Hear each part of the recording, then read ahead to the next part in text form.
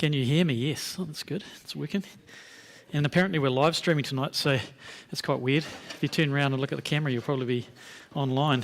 Why don't you do that now and wave to all those people who are sitting at home? Because the camera's sitting behind that, right below that clock.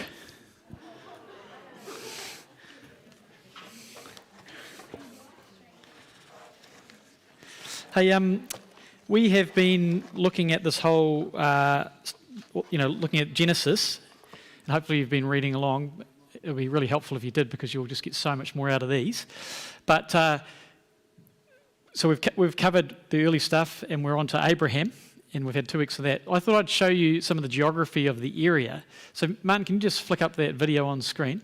All I did was go to a sort of a Google Map type program, and I just zoomed in. And here's Israel, that nice triangular piece. Egypt's down on the left. That's where Abraham and Sarah have just been. They've been to Egypt, where Abraham lied about his wife being his sister. And this is Israel, modern-day Israel, from Google Earth. And you can see on the left-hand side the Mediterranean Sea, and you can see all of the plains. See on the plains down there, and it rises up to the mountains, and then it dips down to the Dead Sea. That's the Dead Sea down there on the right. And there's a valley system all the way up through the River Jordan. It's on the left-hand side now, the valley on the left, and there's the Sea of Galilee at the bottom of the screen. And we're zooming into the plains. This is modern-day Israel, all cultivated and nice. But the plains were good places to have things. And then it rises up to the sort of steep, rocky, dry hill country. And it's looking quite green here because, this is modern-day times, and there's lots of planting of forestry and stuff. And it turns out when you screen capture from Google Earth, it just looks absolute rubbish. But anyway, you get a little bit of an idea of things. So there's Israel, modern-day Israel, plain on the right, hill country in the middle, and it dips down to this big valley of the River Jordan, the Dead Sea. And we're going to discover tonight that a lot of what goes on is in this area where that mouse is. These are salt troughs out of the Dead Sea. See all those as it starts to render. This is flipping around, hang on. Takes a while with Google Earth. But there's all the salt troughs coming out of the Dead Sea, and this is where you get, I guess they're producing massive amounts of salt because it's so hot. The Dead Sea's full of salt anyway, and there's all the sort of fertile plains in there where it's all been watered. All right, so hopefully that just gives you an idea of where we've been at. We'll zoom back out here again. It takes a long time for all these things to render, I discovered. And the computer has to sit and wait. Make sense?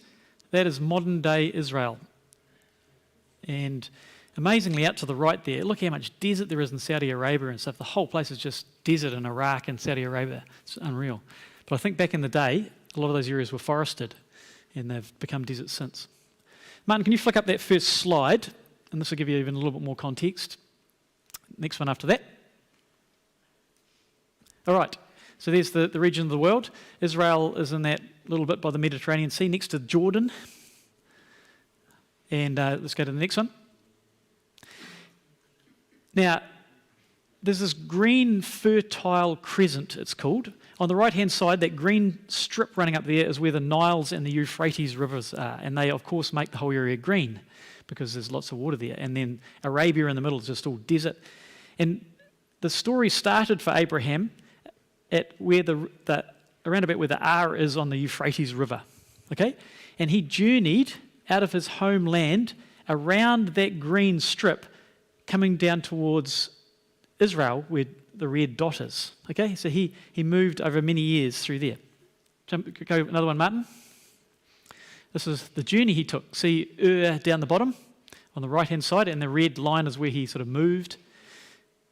So Abraham gets called with his father to leave their hometown and his people, everything, to journey from to a promised land. And they settle in a place called Haran. And they settle there for many years, and then God calls to Abraham again, and then he moves towards Israel. Go for it, Martin, one more. And we're going to leave that there, and we'll come back to that as we go. So just a little bit of background, because I hope that it'll help you understand some of the things that are going on tonight.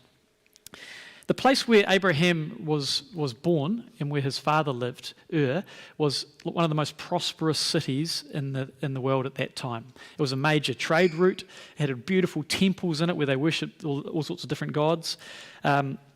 And so when Abraham is asked to leave, it's a big deal to move out of such a prosperous place. He moves to a place called Haran, which you saw on the map, and there they settle again for many years. His father, Abraham's brought up in a non-Christian home. His father worshipped the gods of Ur, and those same gods were worshipped in Haran, so he was probably still quite comfortable there. So I think when Abraham is called the second time, which is what we hear in Genesis 12, to move on to the promised land, or to go to this place God was going to show him, his father his father doesn't come with him, and it's possibly because his father is worshipping the other gods and he wants to stay worshipping them there. All right, so Abraham moves on. And that's just quite a big deal, because to leave your parents and your family behind was kind of dishonouring in that culture. But this is what he did. He was obedient. It wasn't easy for Abraham to leave all of that behind. Okay, can you imagine leaving your family behind to go to another country and you will never see them again? Okay, and all that life that you have here in New Zealand and Dunedin, the sports you enjoy, the health you enjoy, the opportunities for a career path, for all of the things that New Zealand offers. Imagine going to a third world and leaving it all behind. Well, that's what Abraham effectively did. He went to a place where there was nothing like he had. There's no civilization like he had there. And so the question comes, how will I look after my family? Will I have enough money? What about my job or career? Well, it's kind of gone. Will my health suffer? I'll be uncomfortable in this new place. I will not have access to the normal things, recreational pursuits, and so on. But Abraham was one of those guys who was prepared to follow God wherever, whenever, which is the type of people that God is looking for.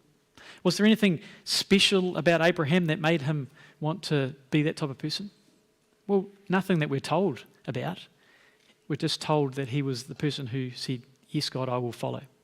And I think we see that throughout Scripture. A lot of the people that God chooses are extraordinary people. Only at the end of the story, when Abraham becomes a hero of faith, Daniel becomes this incredible guy that we all know about, okay? Went into the lion's den and survived.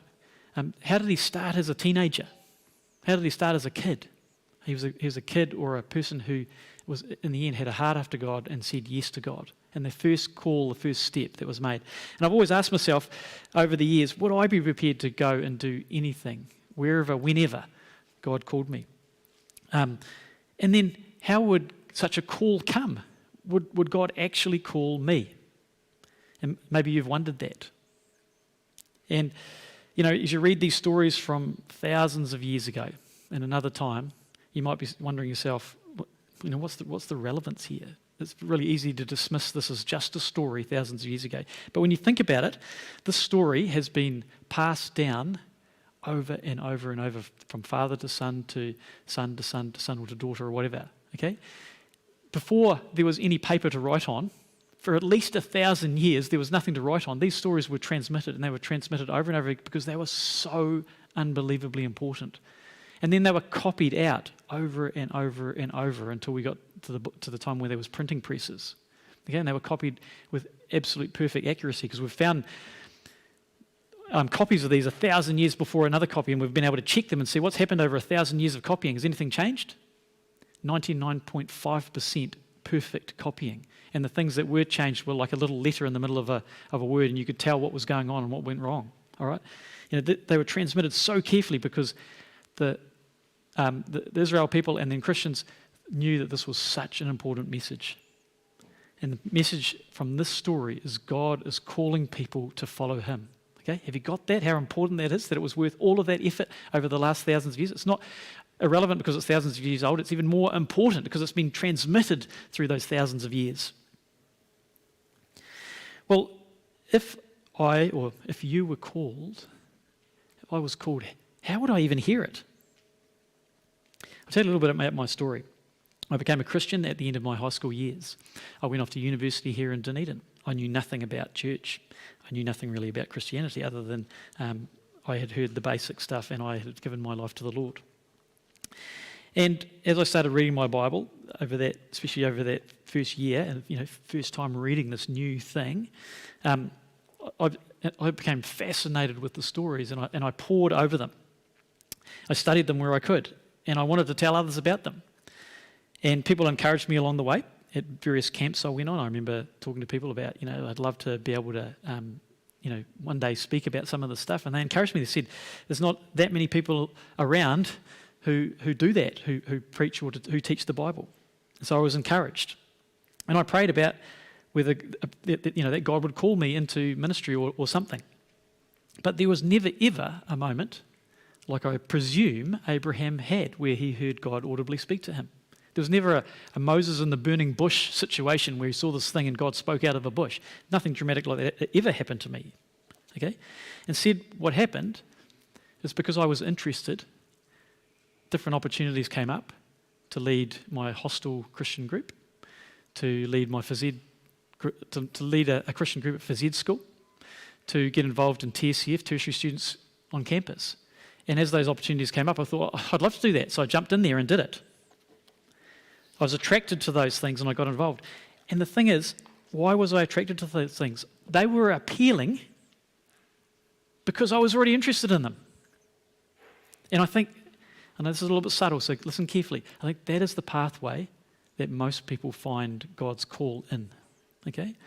You get involved in what God is doing, and then situations arrive that are along those lines, more to do with what God's doing, and you think, that's what I want, so I'll do it. And as you do it, you sense a call to do it. And so it's kind of the circular thing. Some people will have a road to Damascus experience, a Moses in the burning bush experience, and God will radically call them, and they'll know just like that they're meant to do something. But for most of us, it'll be because our heart is already inclined, and we follow our heart because God is leading us through those inclinations. God works in our hearts, and as we join in with Him, those things are appealing, and so the sense of call comes like that. You have to want to follow God even to see where He is leading. Christianity is an inside faith. You only get it from the inside. People from the outside will say all sorts of things, and they're wrong. And you'll know it when you're on the inside because you're like, sorry, you're never going to get it unless you're on the inside and you're experiencing the stuff. It's one of those weird things. Okay, so you have to be interested in serving the Lord, else you will turn away from things that He draws you towards. If you're not interested in what God is doing, you'll see this thing and you think, that's boring, I'm not doing it. Whereas if you are interested, you'll say, that's exactly what I want to do, and I'll do it. It's a funny way it happens. Does that make sense? Cool. There's so few people who say they are called, but I think the reality is there's so few people who are listening out for a call. All right, why did Abraham take such drastic steps to leave his country, his family, his people behind? Well, in the end, we can say, because we know the end of the story, that he had a bone-deep belief that God would protect him and provide for him wherever he went. If God was calling him, then He would look after him. But that's not how Abraham starts, because you heard the story last week. What does he do? He goes to Egypt, and what does he do? He's been promised that he will be the father of a nation, which means what? What does that mean? He's going to have children. You can't be a father of a nation. You could be in charge of a nation, but you can't be father of a nation unless you're going to have children who are going to have many, many descendants. But what does he do when he goes to Egypt? Can you remember? Yeah, Tim. He immediately pretends that his wife is not his wife and says that she's his sister, because he's worried that he might get killed, so he's out of the road and someone else could marry his wife because she's very beautiful. Is Abraham holding on to that promise? Well, not at this point, okay? Because he's worried about protecting himself. He's not saying to himself, hang on a second, God's going to give me children, therefore I'm not going to be killed. I don't have any children yet. So we see this journey in Abraham. God speaks to him several times, and he actually makes that same mistake more than once. But by the end of the story, which we'll get to next term, he's ready to even give up his own son because God's asked him to. He's that willing to trust God for whatever would happen. So I think that can give us real encouragement. We see Abram as a hero of faith, untouchable, never going to be anything like that, fair enough. But he didn't start like that. He grew through a long period of time to become that person. So is God calling you to go on a journey to start something, or to get on with something that you've already started? Have you settled halfway along the journey from perhaps at Haran and never bothered to carry on to the promised land? Maybe there's something you need to leave behind or move away from. What's God been saying to you? Perhaps like Abraham, you're struggling to trust God, and you're worried about if you do that, your reputation might suffer. People will think weird things of you. Maybe that's where you are. You haven't dived into the pool, maybe you're on the ladder, climbing down into the pool, just dipping your feet in, okay? Or maybe you're in the shallows, you're not ready to go into the deep end yet. What's God calling you to? So that's a recap of the last couple of weeks, and now we move on to the story of Abraham's nephew, who's called Lot. Abraham's father's brother had died, which is where his nephew comes from, and so his nephew had moved in with his grandfather, along with Abraham, and Sarah's there as well, and Sarah and Abraham are married. So Lot joins them, and when they go to Egypt, Lot joins them there as well. We don't hear much of him or anything of him in that story. But when finally the Pharaoh or the king of Egypt kicks them out, it says that they left he gives them all sorts of possessions. So Abraham and Lot came from a wealthy family, and they took their possessions with them into the desert in the first place. And now they have a whole lot more because I think they've been given them in Egypt. Lot is a wealthy man as well as Abraham. They have men servants and maid servants and herdsmen, and they have sheep and cattle and donkeys and camels, okay, and truckloads of them. And so they're out in the promised land there, and because there are so many, and the tents of all these people are camped everywhere, and then this is a country where they're nomads, so they move around from place to place to find the right pasture. You know, you can see how dry it is. I mean, I think it would have been more lush potentially than it is now. But what happens is there's so many people all camped together with all these different herdsmen and animals and everything else that the Lot's people start to fight with Abraham's people. You know, you can imagine you turn up at the well to water your sheep, Lot is already there. Lot's guys are already there, and they're like, you have to wait. And after a while, these sort of things build up. You go to Abraham heads off to this pasture area, his sheep and cattle and donkeys and camels are all grazing away, and then Lot's guys turn up and they're like, where are we going to take that place? So they have got nothing for their animals to eat, and they have to move on to another place. It starts getting some tension. They start fighting. So Abraham and Lot get together and they say, look, we're like brothers. We shouldn't be fighting. So why don't we just go our separate ways? There's plenty of space out here. You go your way and I'll go mine. And Abraham says to him, you choose. You choose where you want to go. And so we get this situation from Genesis 13, where they've had this discussion. Is not the whole land before you? Let's part company. If you go to the left, I'll go to the right. If you go to the right, I'll go to the left. That's Abraham speaking to Lot. Well, Lot looked up and saw that the whole plain of the Jordan, remember the Jordan River Valley, going down from the Sea of Galilee down the river to the Dead Sea, that whole big plain? He looked at that whole plain of the Jordan, well watered like the garden of the Lord, like the Garden of Eden, if you like the land of Egypt, which has a lot of marshy areas and tons of water because of the Nile. Okay, this is before Sodom and Gomorrah were destroyed. So Lot chose for himself the whole plain of the Jordan and set out towards the east. The two men parted company. Abraham lived in the land of Canaan, while Lot lived among the cities of the plain, and he pitched his tents near Sodom. Now the men of Sodom were wicked and were sinning greatly against the Lord. So you get it? Abraham chose the best bit. Okay? And Lot chose the best bit, and Abraham said, well, I'll take the other, that's fine. Why did he choose it? It's obvious, isn't it? His personal prosperity. Okay, and we'll find out later, at the expense of following in with what God was doing. It doesn't say that, but it'll soon become clear. And I think this is going back to what I was saying earlier.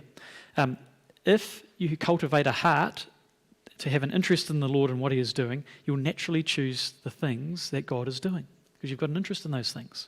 And you'll choose to be where God is involved. Where is God involved in this story?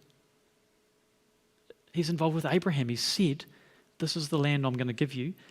I'm going to make you a great nation. Where should Lot have chosen? To stick with Abraham. Okay, somehow, somewhere. We'll find that out later. There's obvious reasons why they had to part company, but it didn't have to follow that he chose a completely different area. Right, so Lot travels down away in the distance by the Dead Sea into that lovely, flat, well-watered area in the plains. It just happens to be next to these two massive cities, Sodom and Gomorrah, like Las Vegas, Okay, Sodom's like Las Vegas. Okay, rich, wealthy people go there. It has lots of party life and lots of vice and sin and all the stuff that comes with a city like that. Okay? Well, very soon, this is a little side story, but it's important. These 4 kings from up north, way up north at the top of the map, okay, they come down that green line and they're on a conquest to get more land. They happen to, all the area where that green line is, okay, especially to the right, they have as part of their territory. Okay, they own that territory. And they come down and they come down even further, down to the south, right down to the Gulf of Aquabar at the bottom, and they fight a whole lot of people there and gain more land for themselves. Sodom and Gomorrah are in that place called Zoar, right below the Dead Sea. Okay? It's just around there. And the kings who are there are under the rule of those northern kings. It's their territory, so they pay tribute and so on, I presume.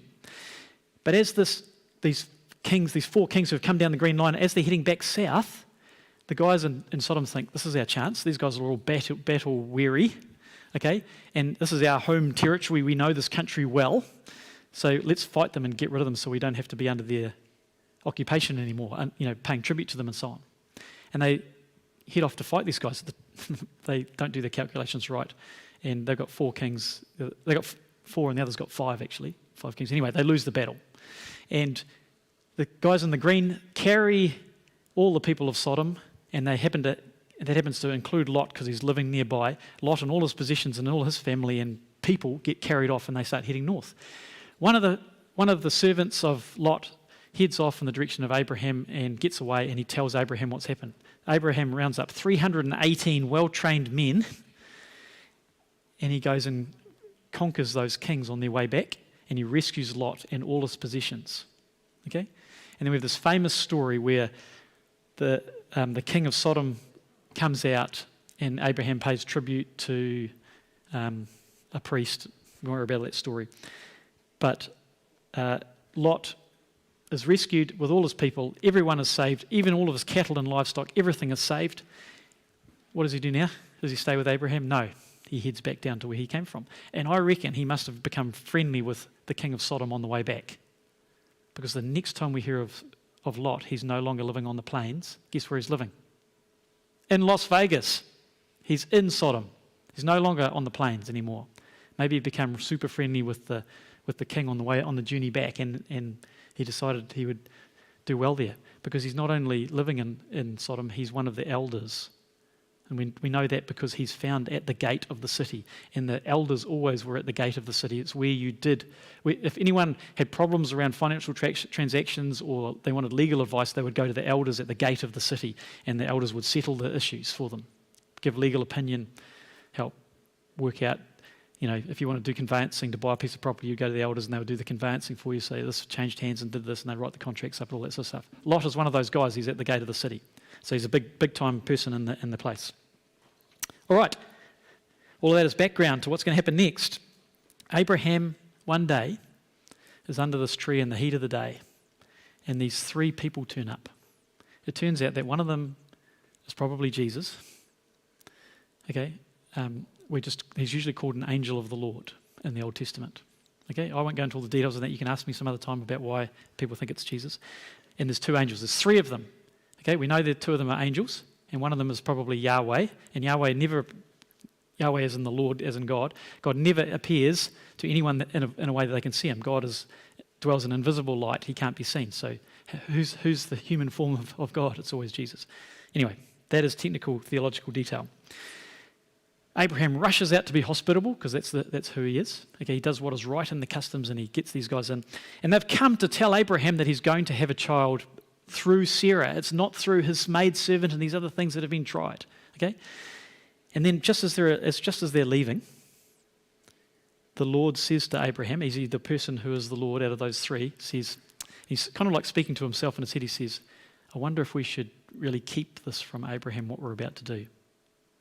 And so he says, no, because Abraham's going to be our representative in the future for all of humankind, and he's got to learn how to do right and just, and we're about to do what's right and just. We're about to wipe out Sodom. because the cry of the injustice from that city has reached our ears in heaven, and we've had enough of Sodom. Las Vegas is going to be wiped off the face of the earth for all its sins and all the stuff that's going on there. So Abraham pleads for Sodom, and this famous story, you should read it in chapter 18. He pleads for Sodom because he says, how could you kill all of those people? What if there's some righteous people amongst there? Because he's thinking there is. My nephew Lot's there with his family. And he bargains God down and down and down. He says, and God finally says, yes, if I find 10 righteous people there, I will spare the entire city. And so at this point, Yahweh leaves and the two angels head down onto the plain where they're going to wreak fire and brimstone and bring justice to that place. And they arrive at the gate of the city, and who's there? I've already told you. Who's at the gate of the city? Lot is at the gate of the city. And he sees these two people, so he, just like Abraham, offers hospitality. He says, come and stay at my place and have a meal with me. And they say, no, we actually want to stay in the city square, which is very unusual for someone to deny hospitality, which sort of says perhaps they didn't want to involve Lot in something they're about to do, which is wipe out the city. Perhaps they want to have a scout around and see what's going on, and they don't want Lot to be involved in any of that. But Lot insists because he's such a hospitable guy. And they say, yeah, well, okay, we'll come into your place for a meal. While they are there, the men of the city have heard that these two men, because they appear as men, these angels, have arrived, and they bang on the door and says, let us have sex with those guys. And this is where the story gets to X-rated, so sorry for the R value on it, but you probably read it if you're reading. Lot says that would be, he pleads with the people of the city, don't do such a terrible thing. And then he does what is just as terrible. He says, have my daughters instead. All right? Well, they say, get lost. They're trying to. This is just a massive mob now. They're shouting and yelling and banging on things, And the angels reach in and grab Lot and pull him into the house. And then they do something so all of the people who are out in that mob can't find the door handle. They sort of become blind enough so they can't see the door handle. It's just something that the angels do to them. We don't know what, but they just can't see that. They can't find their way into the house anymore. They're kind of blinded.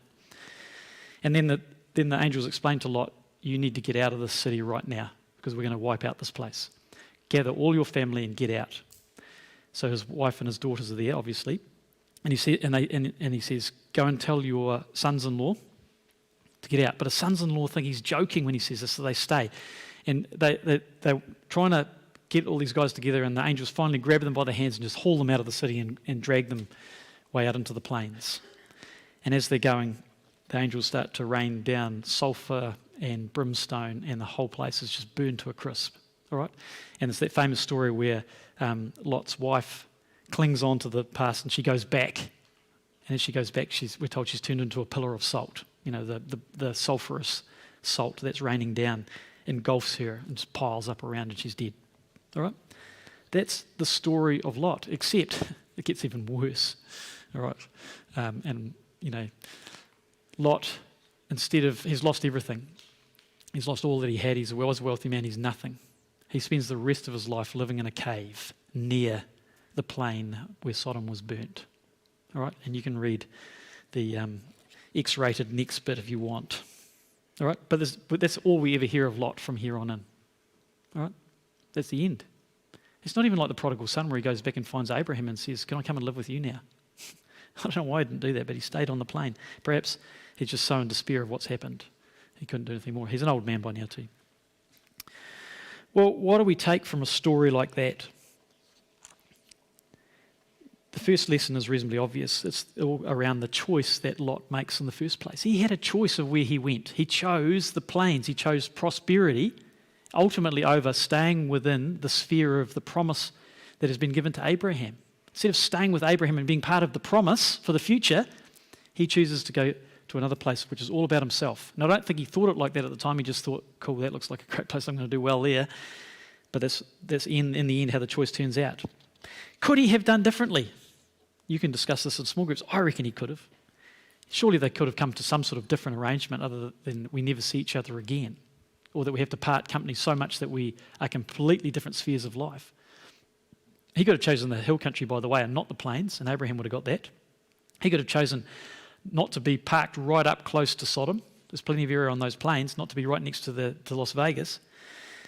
probably he could have chosen some arrangement with Abraham, so they sort of stayed connected but stayed out of each other's roads. This is a big countryside. Israel's quite a big place.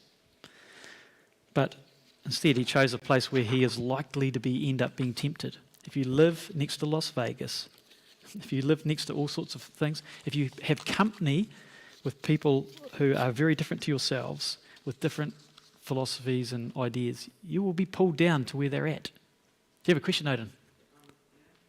Las Vegas is in the United States of America. I know, but it gives you a picture of what it would be like, because you know what Las Vegas is like because you've seen pictures of it. All right? You know what goes on in Las Vegas probably from movies. All right? Not a bad question, though. I like questions. When Lot is living next to Las Vegas, you know the story of the frog in the pot? Anyone know that? A frog would never hop into a pot of boiling water. But if you put a frog in cold water and slowly heat the water up, it never jumps out, and by the time it's getting too hot, it can't get out because it's getting cooked. If you live next to Las Vegas, you'll slowly be drawn and change your values to the point where it seems pretty cool what's going on in Las Vegas. And as you saw, it's not a very nice city. Sodom was not a nice place. You know, you guys are facing massive pressures like this. Okay, Dunedin is not Las Vegas, but it doesn't have to be for you to face all the worldly pressures that are around you. Okay, there's this thing that parents say, right? You know, back in my day, it wasn't quite as bad as this. There was always mega pressure, but it's just been amplified by technology now. Okay, and it's changing faster and faster all the time. So you guys are perhaps under more pressure than I was. Material possessions are so much brighter and they glint more, the packaging is nicer, everything's cooler about all the stuff now. It's more alluring than it ever was. The possessions usually result in people drifting slowly away from God over the course of their life. Okay? They're the weeds that grow up and slowly choke. Possessions don't take someone away overnight, but they're the things that you will face when you're my age. If you've sowed a life that's all about possessions, your faith will slowly become dull at my age, because the possessions will start to really get a grip on you. Those amazing clothes, those toys of all different sorts, adult, great sports stuff, all the things you can buy, cars, houses, holiday houses in a beautiful spot, all those things. But at your age, the biggest faith killer is boyfriends and girlfriends. Been doing youth work for 11 years now. I've seen plenty of what happens for youth when they move on from youth group. Faith killer 101 is have a non-Christian boyfriend or a girlfriend. Okay? Plenty of pressure to have that though. The big OE. Everyone wants the big OE. Heck, who would not want to travel to some of those amazing places and see the world? It's great. I'm not against travelling. It's cool. But it pulls people out of Christian community. You're not anchored in Christian community when you're travelling. And if you do it for a long time, we've seen it with our friends, they come back and they wonder why it's so hard to fit into a church. Because they've just so in the last 2 or 3 years living this different life. It's really hard to reconnect. Okay? Do an OE with a sense of purpose. Do it to find where God might be leading you for the next few years. Ask Aria about that. The career path is cool. Why not have a great career? Why not actually be lived and do excellent things, especially for the Lord? But it does suck time away from volunteer work and ministry. The hedonistic lifestyle path. Okay, I'm just going to be a person who goes rock climbing or surfing or kayaking or mountain biking. That's going to be my life. I'm just going to live to do those things. I'll get a little job on the side to earn a bit of money so I can do that. Okay. All my friends who I've lived with a lot of people who do a lot of rock climbing. Okay, and it would be cool to be able to do, all the summers and years that those guys do. Man, I would love to have done that. But you know what happens to people doing that? They make up their own meaning for what life is about. Okay, people who are rock climbers, it's all about the vibe of the universe and just being one with all of the rock and creation. And honestly, that is where they go. All right, it actually results in meaninglessness. And then the last path. I'm just trying to identify all the pressures. The last one is the family path. You're not there yet, but this is the path that says, what matters most is my family and my kids. Don't ask me to do ministry when it's going to cost those things. All right? My kids and my family have got to come first. Hang on, where does it say that in the Bible? I thought Jesus says, The follower of his is prepared to give away their parents or their family. So what will you aim your life at? Will your own prosperity be the main thing that takes precedent, or will God take precedence? What's going to be your philosophy in terms of how you fit all that prosperity stuff in? What will be your material limits? Will you set some limits in your life? Set it now before you don't have much. It's way easier to do it then than when you've got a lot. What will you aim to build your life around?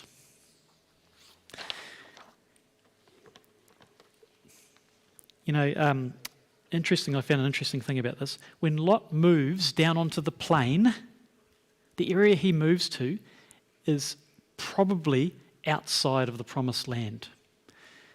In Genesis 10, it tells us where the borders of the promised land were, and it says the bottom southern region is near Sodom and Gomorrah. In other words, it's just short of it. Probably Lot moved outside of the promised land. We're not exactly sure. Archaeologists aren't sure exactly where Sodom and Gomorrah was, but it's probable that he actually moved outside the promised land. What's the big deal about that? He moves outside the area that God had promised. So he moves geographically and spiritually outside of God's promises. See what's going on there? If you move outside of God's promises, you're not going to be part of the future that God is in. And you can do that too. Okay, not geographically, God doesn't promise you a land that you move into, but you could easily move outside of God's promises. What I mean by that is outside of the sphere of where God is working. And maybe Lot was just saying, well, it's no big deal. I'll sort that out later if there's anything comes up. But this is what Jesus says. No one knows, he's talking about the second coming, his second coming, when he will come back again. No one knows about that day or hour, not even the angels in heaven, but only the Father. As it was in the days of Noah, so it will be at the coming of the Son of Man. For in the days before the flood, people were eating and drinking, marrying and being given in marriage, up to the day Noah entered the ark. And they knew nothing about what would happen until the flood came and took them all. That is how it will be at the coming of the Son of Man. 2 men will be in a field, one will be taken, the other left. 2 women will be grinding with a hand mill, one will be taken, the other will be left. Therefore keep watch, because you do not know on what day the Lord will come. But understand this, if the owner of the house had known at the time of night that the thief was coming, he would have kept watch and would not have left his house to be broken into. So you must also be ready, because the Son of Man will come at an hour when you do not expect him. We're asked to play the long game in the Bible. You know, heaven is the long game, the main goal, the end point. It's not the success of this world.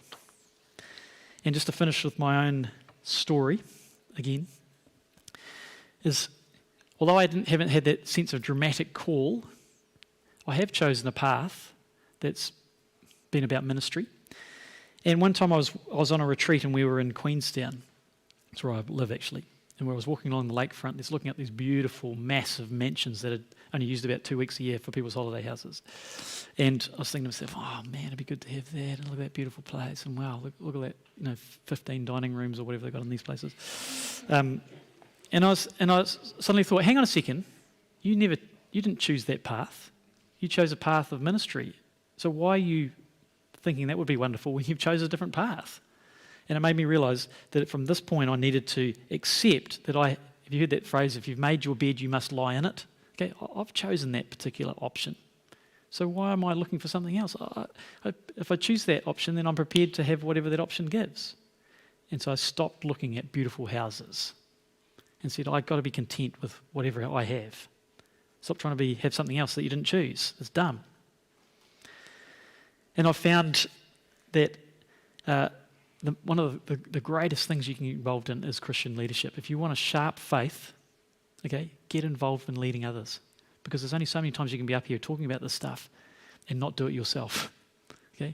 If you start talking about you need to change from this and you're not doing it yourself, you eventually become very convicted. Because you'll be like, you hypocrite, how can you say that? And you have to start, and I'm not saying I'm not a hypocrite. I'm not saying that I'm doing everything great. My kids could testify to that. But at least it makes you face up to it continuously because you're telling other people about it. If you're involved in Orbit or Little Rockets or Little Orbit, all those different kids programs, that is such a great start because you're encouraging those kids to live a Christian life. But eventually you'll start to say, am I living that Christian life that I'm talking about? Am I changing my ways like I'm telling those little kids to change? All right? Christian leadership is so helpful. Last couple of things. There is such huge reward in living the Christian life. I know I said I'd love to be a rock climber and just do that, but I don't want to have an idea that the world is all about connecting with the universe and having some meaningless, ridiculous thought about what life is about. Okay? Instead, I've found, and finding meaning in life was one of the most important things as a teenager for me. I could see that most of the stuff was just led to nothing, but Christian life has given me something that leads to something. And the last thing I'll say is that having a mentor was so helpful on the way to keeping a faith. I've rambled on way too long, so I'm just going to stop here. And that's what happens when you're still preparing your talk in the afternoon. It goes too long. Let's stop and you can go to small groups. I'll finish by praying.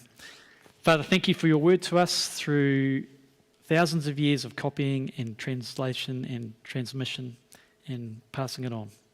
Help us to heed it and take it on board. Amen. Your Bible's been well used.